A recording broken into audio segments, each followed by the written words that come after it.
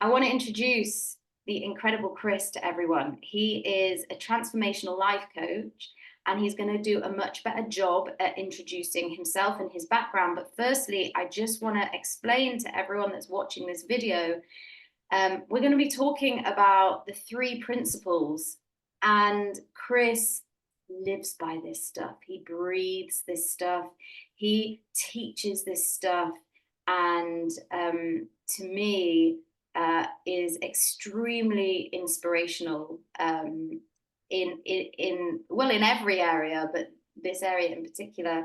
And I'm going to have a conversation with Chris and ask Chris a load of questions and take you along for the ride and the journey. So, Chris, before we get into it, I would love for you to share with everybody a bit about your background and like where you're at right now. Yeah, thank you. And thank you so much for that such lovely introduction as well. I'm flattered. So in terms of background, I started off like my career as someone that worked in the corporate world. I was a senior leader, so an assistant vice president in the corporate world. And I just got fascinated about performance and like what it is that helps us get the best out of ourselves and how we get key performance.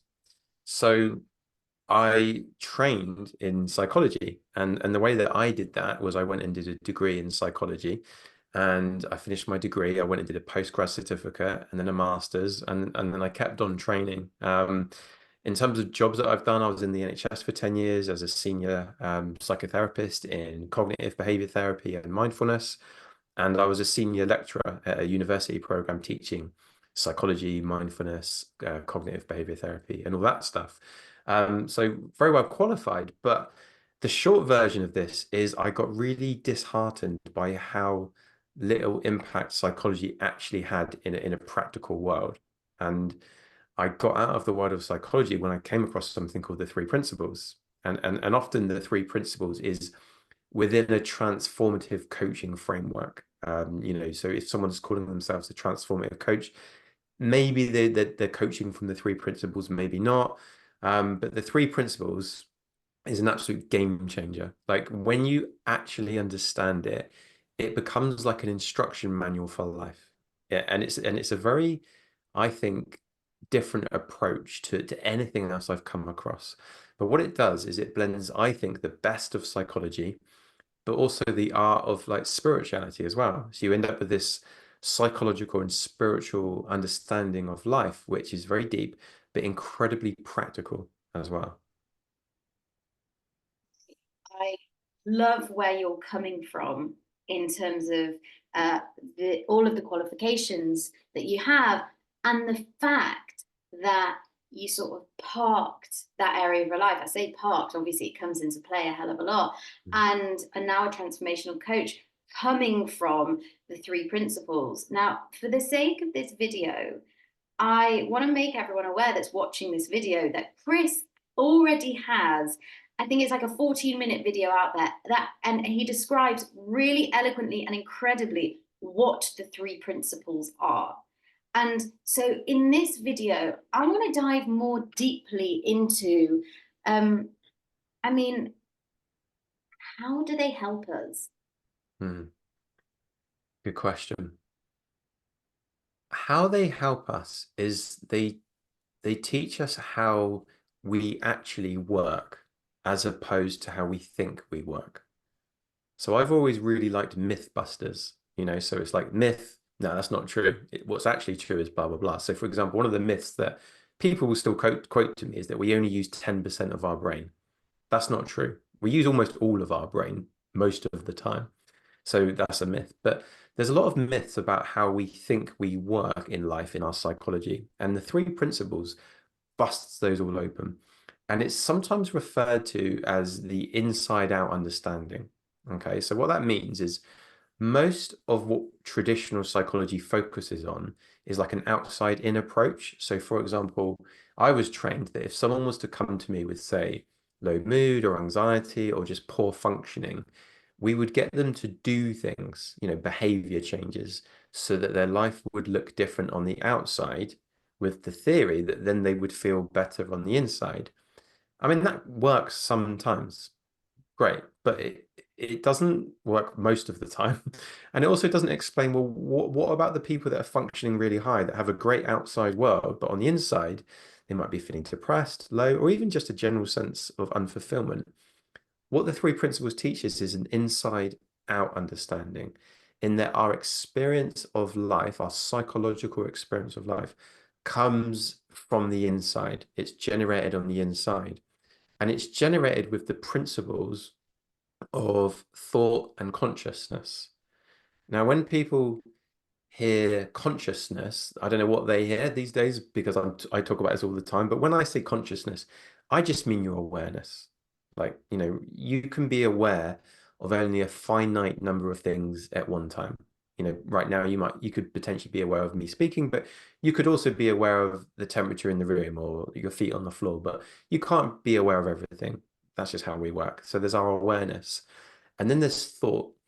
And when I say thought, I mean what I call universal thought. I don't mean thinking. Like, we all have personal thinking, but universal thought is bigger than that. It's universal thought is like, it's the way that we create our experience of life moment to moment. If you think about life as a series of present moments, we create our experience of those present moments using the principle of thought and consciousness put together. And what that looks like is, if I'm lying in bed trying to sleep, and this is a really easy example to see, and I'm trying to sleep, but all I can think about is the things I'm worried about. It's really easy for someone to see, well, what you're experiencing right now is your thinking. That's easy. But if I'm having a conversation with someone, I'm also experiencing them via thought. Like right now, I'll have thoughts about you. And so I'm experiencing you via thought. I'm not actually experiencing you, I'm experiencing my projection of you.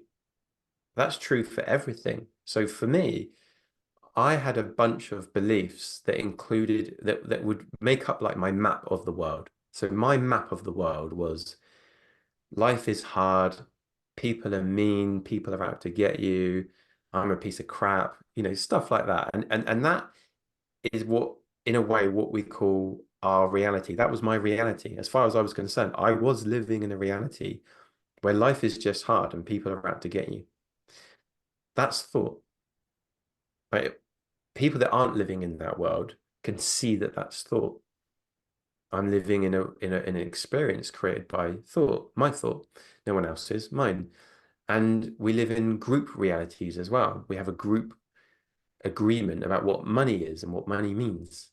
Money is created by thought.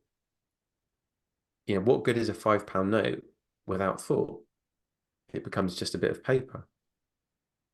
So what the three principles does is it teaches us more and more about how our psychological experience of life is created, because when you understand that, you perform better. Like, knowledge is power. When you know how we work, you perform better. And I really love this metaphor that I was away fairly recently with my extended family on holiday, and we were playing this new board game, and me and my brothers and sister were doing really well, and my dad wasn't doing so well. I mean, he just wasn't scoring any points, and I was like, "Dad, what are you doing?" And he was like, "Well, I don't understand how it works, do I?" And it's because he was off pouring the wine while we were all learning, reading the instructions. Once my dad understood how this game worked, he performed better. When we understand how our psychology works, how the game of life works, we perform better. And a really clear example of this is, let's say I'm working with an artist at the moment, and they want to get out there more and sell more art. But what keeps happening is they have a good day and they feel really motivated and inspired, and that will lead to greater productivity and in turn more sales. But if they then go for a couple of days or even a week or so, and then they don't get the result they wanted, they start thinking negatively, and they get withdrawn, and then they become less productive. The way that the three principles, this inside out understanding, would look at that would be that your experience of life isn't coming from art, isn't coming from selling the art or not selling the art, it's coming from your thinking. And when you see that and you see thought for what it is, as in it's a transitory passing representation of life, not life itself, you're much more able to let it go. When you let it go, good feelings come, motivation comes, fulfillment comes, and then you feel more motivated, inspired, and productive to continue pursuing a path that you want to pursue. So you're going to get better results because you're generating your experience of life from the inside. So you're performing better, you're more productive. You have an almost constant and consistent stream of inspiration, motivation, good feelings, and fulfillment. Basically, the more present you get to life, the more good feelings come, which is an amazing side effect of being present. You know, the more present you are, the more engaged with life you are. I would love to put this into a real bite size everyday context for Mm, people, because I know when I first started to really I suppose I was going to say understand, but I think the understanding is always being developed with three principles and you're always seeing more. So when I first started to learn about this, there were different feelings and thoughts and energies that came up for me, and so having some bite-sized real life examples at that point for me would have been really helpful. So I'd love to throw some ideas out at you, and in a real sort of bite-sized fashion, to come back yeah. at me with the knowledge that you now have, how you operate from a three principle grounding and understanding.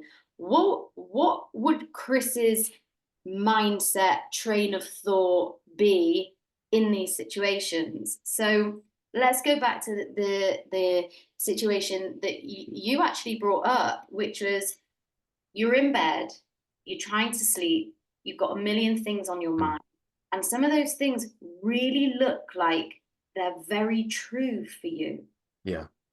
It might be financially struggling, it might be relationship stuff, whatever it is on your mind, you can't sleep. Maybe you've got a fear of, I've got a meeting really early the next morning, and so I need to sleep right now, but I can't because of. What does Chris do in terms of coming from that three principles standpoint? Tell me how you operate. Yeah, this is a really interesting one because I haven't looked at, although I'm the one that mentioned it, I haven't looked at this for a while. And as someone that used to have that a lot, like I used to have insomnia. So I would lie there for hours in bed at night thinking anything I didn't want to think. And I'm actually just looking at this fresh and new, and I've realized that hasn't happened for years. Like I drift off to sleep really well. And if that was to happen, well, there's two things here. If that was to happen, what would I do? It'd be a curious question to ask myself. Why doesn't that happen anymore? I'm going to go with that one first. Why doesn't that happen anymore? I think it's because I'm really understanding now of what thought is. Okay, and when you understand what thought is, you really treat it with less importance. The way that I treat thought now is the same as I would treat it if I get in my car and I'm listening to a tune I like. I'm bopping along, but then a radio advert comes on. And 99.9% of the time, I am not interested in that radio advert. And I treat it as such. I treat it with no importance, no meaning. If I can, I'll turn it down, but sometimes maybe I can't. Maybe I've got a broken radio and I'll just let it go. And if I'm lying in bed and a thought comes in that I'm not interested in, I don't pay any attention. The more that we treat thoughts with importance and meaning, the more frequent they get and the more intense they get. And so if you're having thoughts that you don't want to be having, don't treat them with any meaning, don't treat them with any importance. Having said that, I'm also pointing towards another aspect of the three principles, which is a lot of the time we're so lost in our thoughts that we think we are our thoughts. And the more you come to see thought for what it is, the more there be like a separation between you, how you experience yourself and your thoughts. Like sometimes thoughts are so real, you're lost in them and you can't see yourself separate to your thoughts, especially the thoughts that start with the word I or I'm. If someone says I'm anxious or I am stressed, like you end up getting locked into those thoughts. It's like being in a cloud as opposed to stepping back from the cloud and seeing the cloud for what it really is. The more you kind of get grounded in this inside out understanding, the more that you're kind of identify with consciousness itself. And you just realize that you're a conscious being and you have thoughts. And the more time you spend over here in the conscious being part of you, the less inclined you're going to be to get carried away on the train of thought. So, what advice would you give to that person trying to get to sleep, but their thoughts really seem like Mm, they're true? What mm. advice in the moment what would you say to that person in that moment? I would say that thoughts can seem true because thoughts create our reality. So don't get caught up in trying to see that they're not true. Instead, see if you can observe the thoughts as you would observe any other object in your consciousness. There was a story that I was told once when I was training to be a mindfulness teacher. The guy that was training me had recently moved house and they'd gone to view this house just once, fell in love with it, and bought it.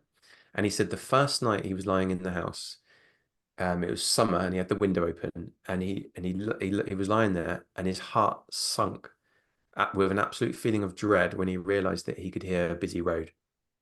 And he was like, "Oh my God, what have I done? We're stuck here now, and all I can hear is this busy road in the middle of the night with cars flying by."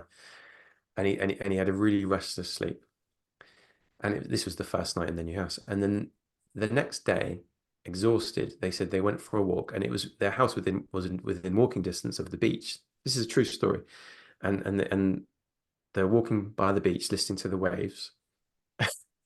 And he said he just burst out laughing when he realized that what he had thought was the sound of cars passing by was the sound of waves crashing on the beach.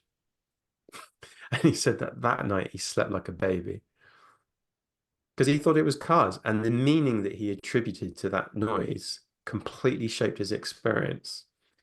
So your thoughts, they're just like waves, they're transitory, fleeting experiences, and they will come and they will go, and they're just thoughts.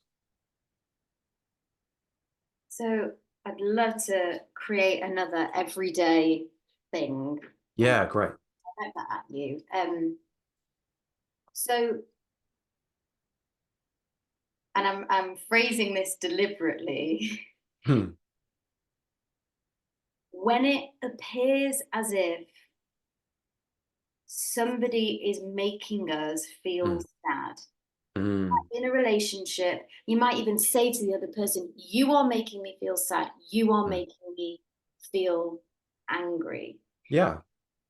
Three P's and the direction that we'd look towards with that is it is not possible for the other Hmm. person to make us feel angry. It's our thoughts about what that other person is saying that is making us feel angry. But for someone that is just sort of coming into this 3P world, Yeah.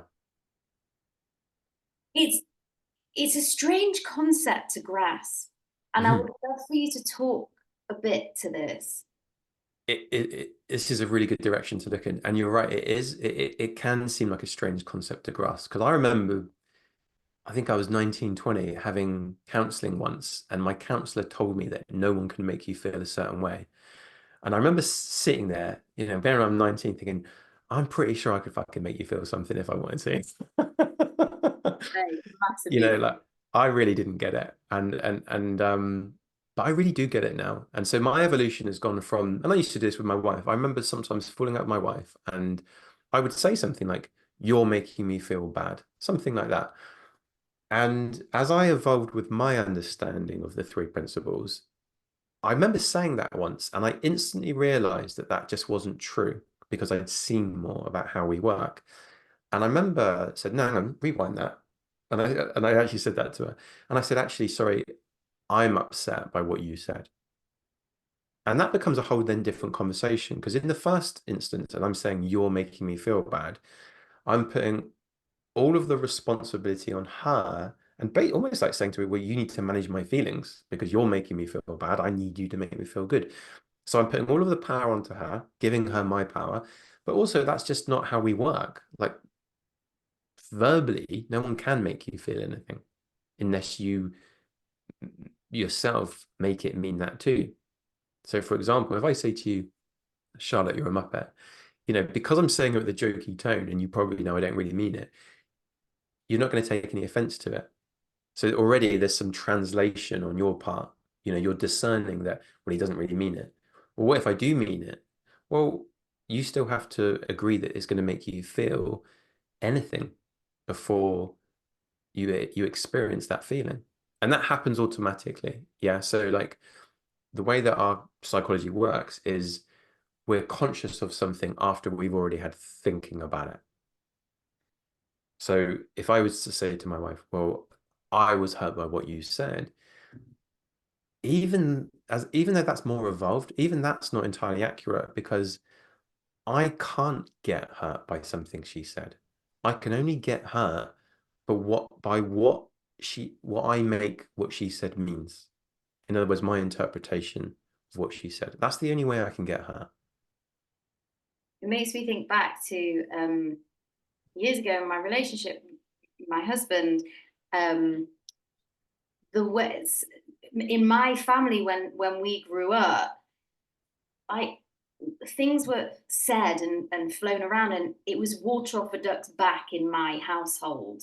We'd say mean things, and it just didn't really mean anything. There wasn't any importance put on it, and Mm, and I would say some things which might have sounded pretty mean yeah. objectively to my partner, but I just thought it would be water off a duck's back to him. He'd laugh Mm, it off and we'd be best friends again the next minute. And it yeah. wasn't that way. For him, the meaning that he put on it was so different from the meaning that I put on it. And I used to be so shocked by the Mm, reactions mm, until I understood this further and saw the importance of the meaning that we attach and how I could shift who I was being and the things that I was saying and where I was coming from to be able to help him and to also talk about my background, where I'd come from, and what I'd seen, to be able to help him and reach a middle ground. yeah. For anyone listening to this that is in a scenario with their partner or has been with their partner or in any sort of relationship where it really looks in a moment like that person is just Mm, it's just you're at loggerheads. You can't see the wood for the trees, and you're really looking to the three principles, and you're directing yourself to it's just a thought. Thoughts are yeah. thoughts come and go, but deep down, it doesn't seem to be true. Do Yeah. you know what I'm saying? Like deep Yeah, down, exactly. I do. It's on in that scenario, it's really absolutely key to remember that you have moods that you go up and down. And I want to speak about this because this is so important. If you think about that we're on a ladder and at the top of the ladder, we're feeling great, you're feeling full, you're feeling present, you're feeling engaged, and you're feeling how you want to feel all the time. Life looks good, people look good, it's all good. And then say at the bottom of the ladder, things literally look darker. Like the world looks darker. People look meaner or scarier. You have more negative thinking about yourself. There's low energy. You feel more heavy. We go up and down this ladder all the time. Some to extreme, but just sometimes some of us just go a bit up and down. Now, if you're in any situation with your partner or something at work and things are starting to look heavier, darker, harder, it's really worth knowing that it's not necessarily the outside world that's changed, or although it might have changed, it's your outlook, it's your mood, it's your mindset. And when that happens, that's not a time to try and solve all your problems. That's a time just to take a minute and let your mood rise again, because it will rise very naturally if you just leave it alone. Another way of thinking about this is if you are feeling good and you come across a challenge in your life, you will probably think, I can handle that. I like a challenge. I'm feeling strong. I'm feeling resilient. What are we going to do? If you're feeling down and you come across a challenge in your life, first off, it doesn't really look like a challenge. It looks like a problem, and it might feel overwhelming. The challenge hasn't changed, but you've changed. Your outlook has changed. Your mindset has changed. Your inner world has changed. So it's really common that when we're feeling low or we're feeling triggered, that we think that we need to take it on, or even just the opposite and withdraw completely. But that's not a time to try and fix it. That's a time to just take a step back, do what you need to do to let your mood and your consciousness rise. And then suddenly it does look very different to you. I, I'm blessed that, I mean, I'm someone that had a lot of depression, a lot of anxiety in my younger years. And honestly, the more I understand about this approach, the more great I'm feeling most of the time. However, what will sometimes happen is I might come down, maybe I've got a cold like I have now. Oh, I mean, this hasn't happened, but let's say I've got a cold and I'm feeling a bit down. Um, and things just look a bit harder. For me, that is a warning sign that I'm in a low mood. Like before, if I was feeling down and things were looking difficult, I would think, oh shit, things really are just looking really hard things really are hard at the moment. Like I'm screwed. And I would either feel so overwhelmed that I would withdraw and retreat, or I would get into like an adrenaline fueled problem solving mode and try and take on the world. What I would do now with my understanding is be like, oh, cool, things are looking really tough right now. I must be low down on the ladder. And I'll do whatever I need to do to kind of get that back up. It might be to go for a walk, have a cup of tea, speak to someone that I know that's probably a little bit higher up than me right now, and they can offer me some consciousness. And that works 100% of the time. But and this is another thing about the three principles. It teaches us that all of our feelings, all of them, come from thought. What that means is it means that our feelings, our emotions act as an alarm to warn us when we're innocently misusing the gift of thought. So This if is I'm all, feeling, listen up to this. Keep this is so going. important. This is so important. If you're feeling low, down, anxious, those feelings are indicating that you're using thought in that way. So in order for you to be feeling anxious, you have to be having some anxious thoughts. In order for you to be feeling angry, you have to be having some angry thoughts. In order for you to be feeling down, you must be having thoughts that are making you feel down. There's no other psychological mechanism that can make you feel those ways unless you're having those thoughts. And the way I see this is so many people are in such a habitual state of anxiety or low mood or stress. They're not even listening to that alarm anymore. And a great metaphor there for this is I came home recently and the house up opposite us, the house alarm was going off. It's really loud, house alarm's going off. And I came in and I said to Emma, my wife, cool, how long's that been going off for? And she said, what? I said, the house alarm. And she said, oh, is that still going? I can't even hear it anymore. I've drowned it out. And I mean, then she could hear it again. And it's like a house alarm is going off so that you look over and make sure it's not getting burgled, right? But this house alarm goes off so much that we don't really pay attention to it. Our feelings are exactly the same. They're supposed to work by, if you're feeling anxious, it's supposed to be a signal to your consciousness. Oh, I'm thinking anxious thoughts again. That doesn't feel good. I'm going to stop doing that. I'm going to let those thoughts go. But some people are so much in that state, they're not even hearing the alarm anymore. They're just locked into that habitual way of being and not using the gift of emotions as has been designed. So when we have thoughts and then feelings, Mm, often these feelings create triggers inside of us, that's right. and it could be to do with that. It could be health anxiety, it could be something going on in your relationship, it could be problem sleeping, it could, you name it, it could be anything. And it all comes back to the same thing, right? Mm, Feeling triggered mm, from an emotion that you're experiencing and feeling. In the space that of where you're experiencing an emotion and therefore about to be triggered, the mm. sort of space between emotion and trigger point, if you like, how can a deeper understanding of thought, mind, and consciousness and how that operates and three principles help us?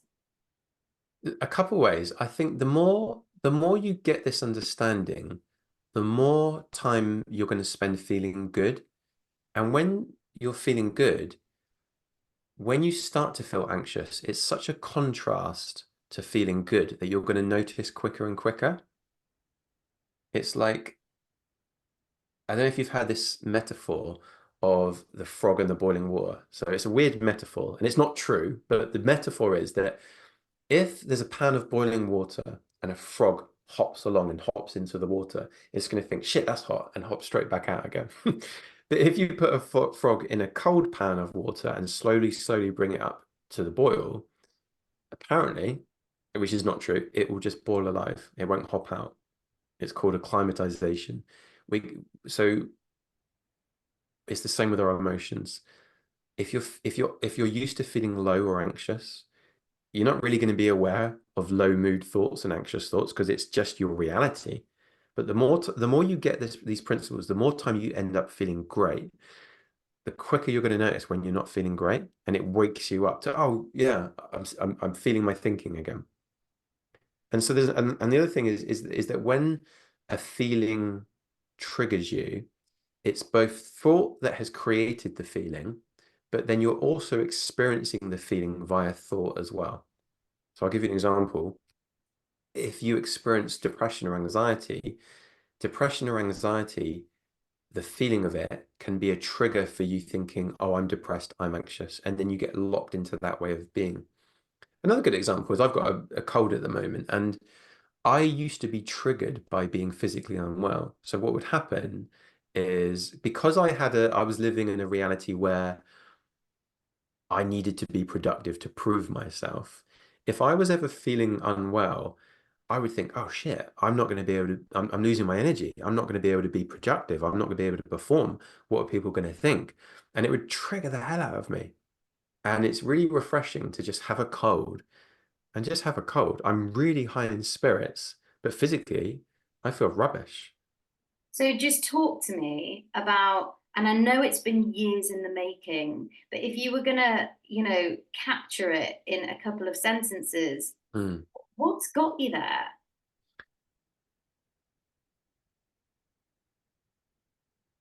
I don't make it mean something.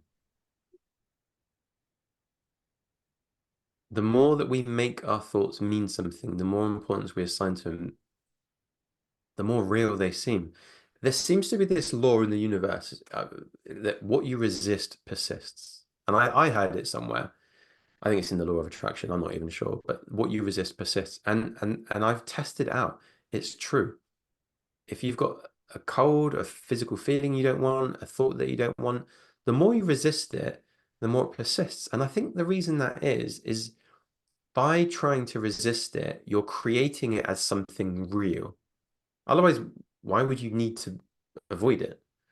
And the more real you create it, the more importance you give it, the longer it sticks around and the more real it seems.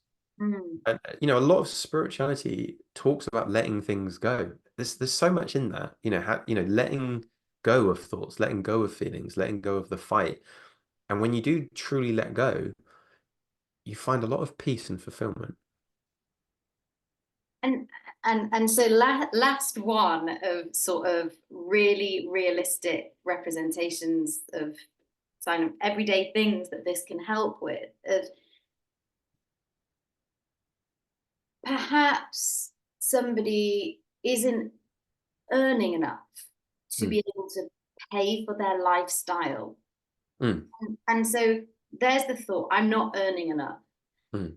But actually, there's a hell of a lot of truth to that. Yeah.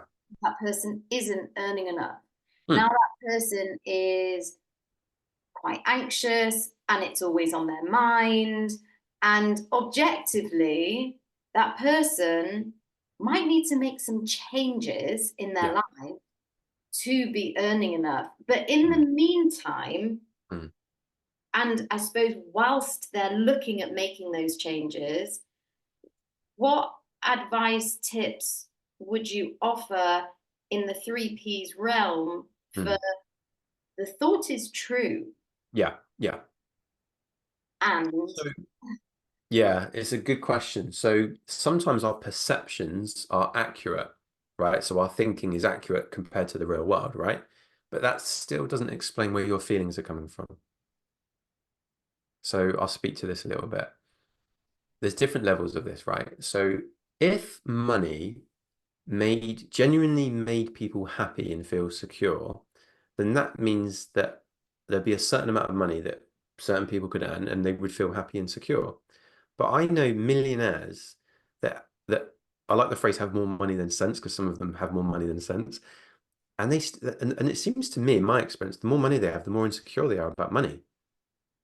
I also know some people that have very little money and are very happy and secure.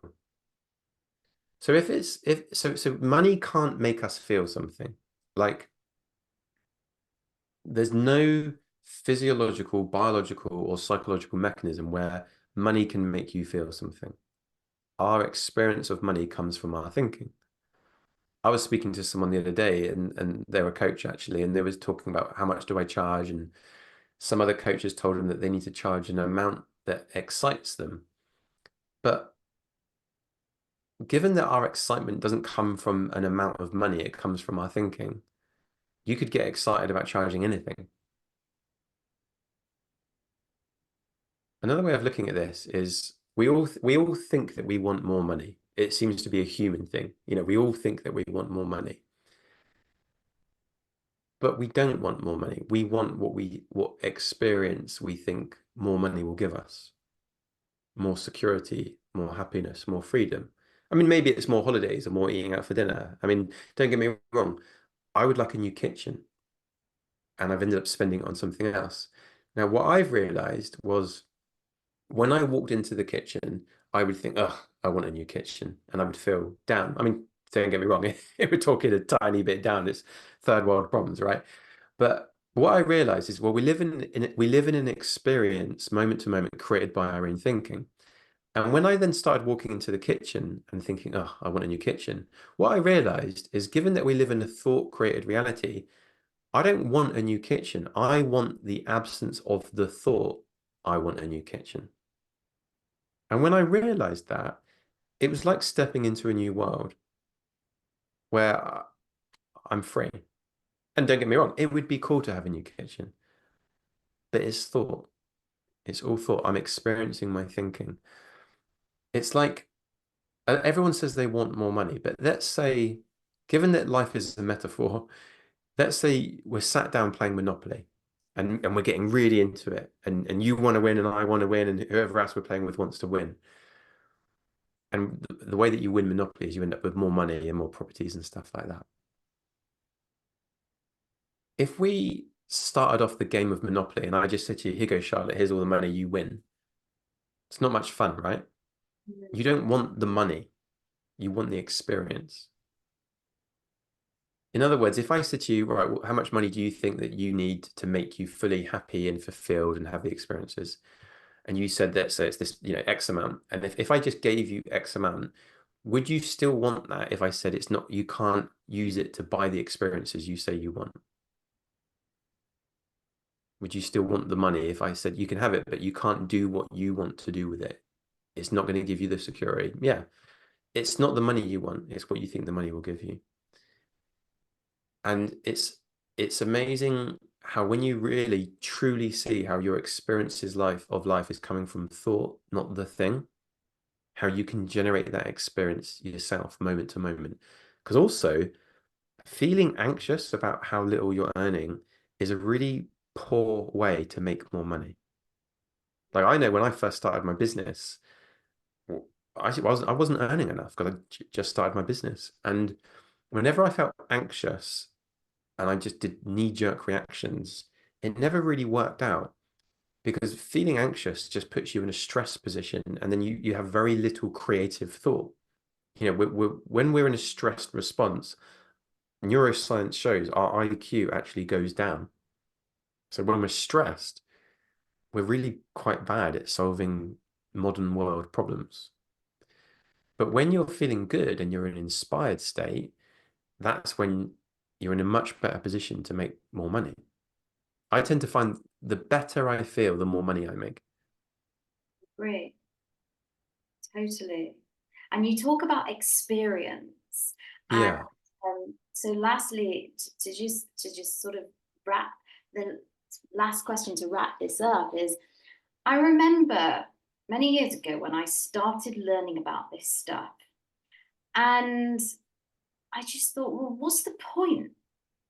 If Mm. thoughts are transient, if nothing has that much truth to it, if Yeah, yeah. sort of we create our own experience, what's true, what's not, and everything through that lens. And I know you might say, well, it goes back to thought, but it seemed pretty bleak to me. And I Mm. just Mm. thought, what's the bloody point? It almost sounded to me at that point in time like um, my emotions weren't true because Yeah, I hear you. Yeah. and and I I took that question to my coach at the time, Mm. who was a three principle facilitator, and I really dug around to try and find the answer. And it was only through actually probably a year or two later, really experiencing life that I saw through that and came out the other side. Mm. And I just wonder, had I have known you at that point and we were to have a conversation like Chris, what's the point? If it all Yeah, yeah. comes back down to thought and my feelings are all from thought, what's the point? What might you have said? What I might have said will probably change all the time because the more I pursue this, the more I see and learn. But what we're really looking at is what is the meaning of life, really, and sometimes when you get into spirituality, you start to see that actually maybe there's no inherent meaning. In other words, we make up our own meaning. And then sometimes people get all nihilistic about it because they see almost like a blankness or a nothingness and they can get low. And you're right, because that is thought, because you're then viewing it through the lens of nihilism. But for me, when I realized this deeply, I was like, oh, cool. Basically, I can do what I really want to do, like in my heart of hearts. So before I lived a life where I thought I had to impress people and I was a people pleaser and I did all the things that I thought I had to do because I suppose I thought the meaning of life was about working hard, improving myself. And when I saw that that was BS, I was like, oh, I can just do what I want to do. So now I spend a lot of time with my kids. I spend a lot of time coaching because I love it. I spend time down the gym. I spend time in nature. And because I'm doing the things I want to do, I'm more full up of life. Like I'm engaged, I'm present, I'm joyful. So when you realize that life is a blank slate and you can create whatever you want to create, it feels better, not worse. This is where sometimes people maybe have got out of touch with their wanting, their heart-led wanting. And this is where it's really good just to come back to, well, what do I want my life to be about? And there's a really nice little story that I read somewhere, I can't remember where, and it's like imagine that you die and you're at the pearly gates meeting God or whoever, and God says to you, "Hey, it's so nice to meet you face to face." Not that I think God is a human type person, but anyway, so nice to meet you face to face. Tell me, what did you do with this gift of life that I gave you? I'm sure that some people, including the old me, would be like, well, to be honest, I'm fucking knackered. I just about got through it. I did this, this, and this, but yeah, thank God. So what's next?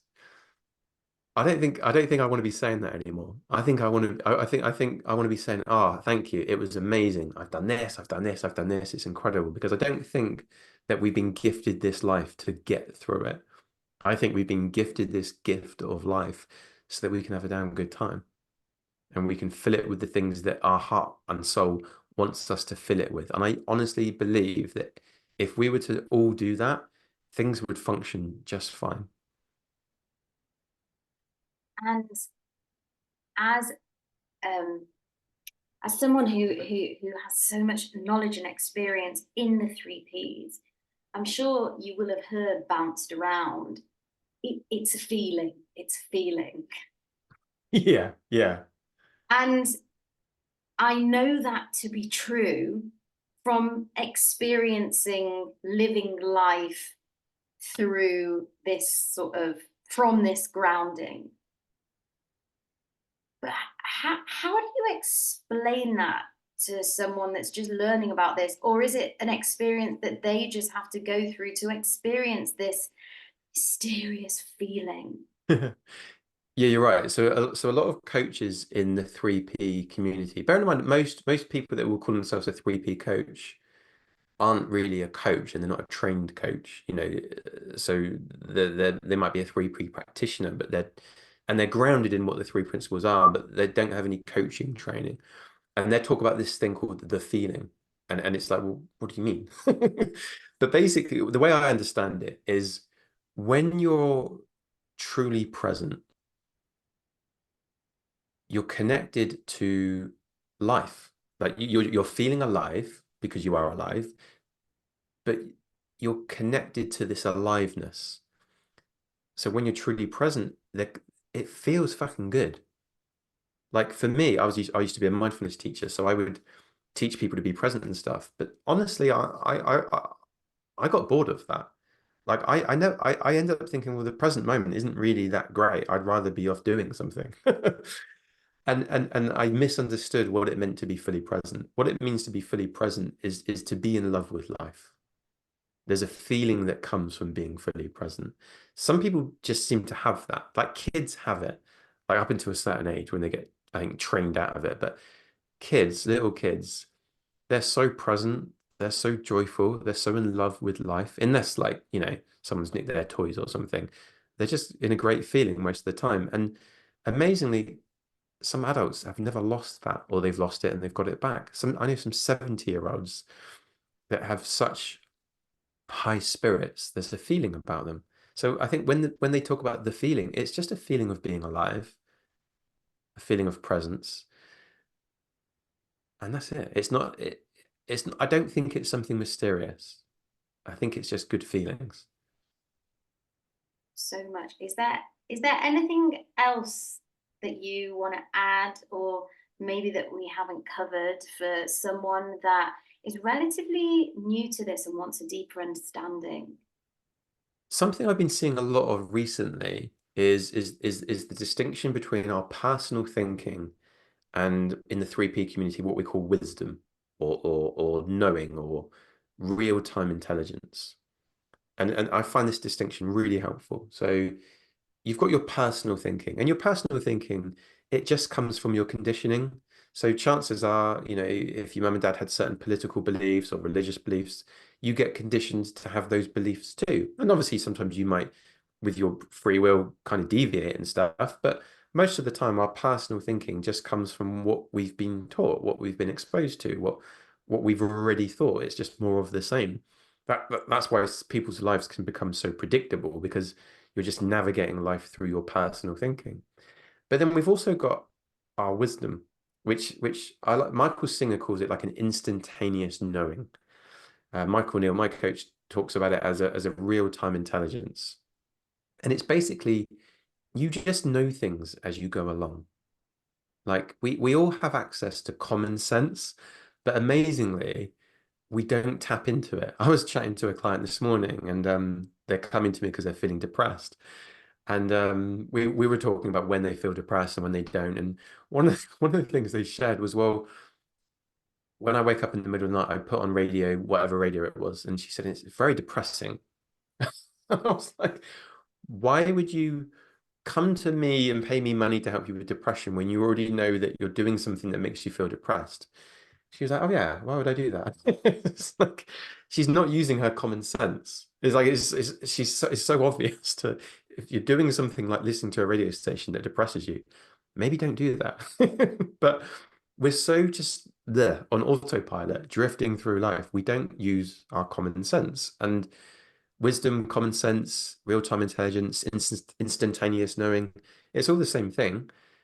And it's available to us moment to moment, which means it's available now, not in 5 minutes time.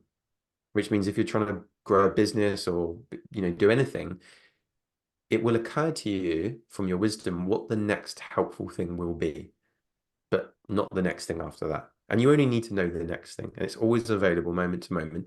Sometimes we're so caught up on our heads or so much on autopilot, we don't have access to it, but it's always there available for us to tune into it.